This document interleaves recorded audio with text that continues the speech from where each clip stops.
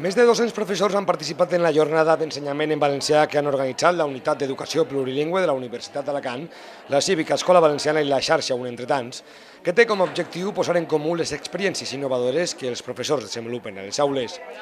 La trobada reivindica alhora el model d'ensenyament d'immersió lingüística com el més adient per a formar xiquets plurilingües amb capacitat de dominar una tercera llengua, com és l'anglès. Creiem que l'única manera d'apostar seriosament per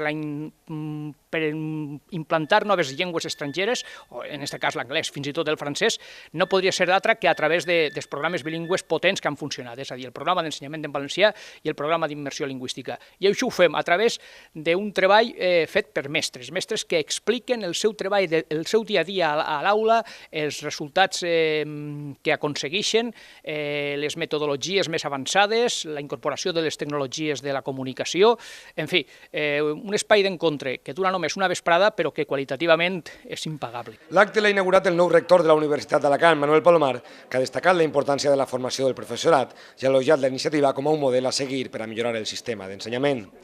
La conferència inaugural l'ha feta la professora titular d'anglès de la Universitat Jaume I de Castelló, Pilar Safont, que ha defensat la línia en valencià com a eina per a incorporar l'anglès front a les propostes uniformistes de la Generalitat. El que cal pensar és si el que volem són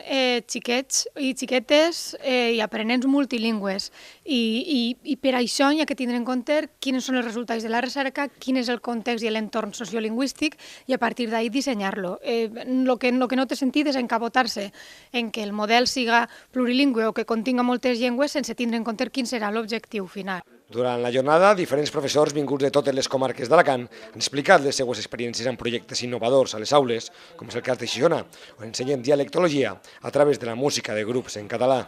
Treballs que consisteixen en entrevistes, altres en PowerPoints i sobretot el que millor ha eixit al final del projecte és que els professors de música han agafat moltes d'aquestes cançons i han fet pràctiques amb els alumnes i després, a final de curs, hem fet ja algun assaig en algunes de les cançons i ara el dia 21 de juny farem un concert. A l'Institut Badia de Babel apostem per un projecte multidisciplinar aplicat als experiments de química amb l'objectiu de millorar la capacitat de comprensió dels alumnes des de la competència lingüística. Però els alumnes que els professors es fan adonar-se'n del llenguatge que n'hi ha darrere de la seva matèria, tenen moltes més facilitats de comprensió lectora dels textos i d'expressió escrita a l'hora de redactar, ser ordenats,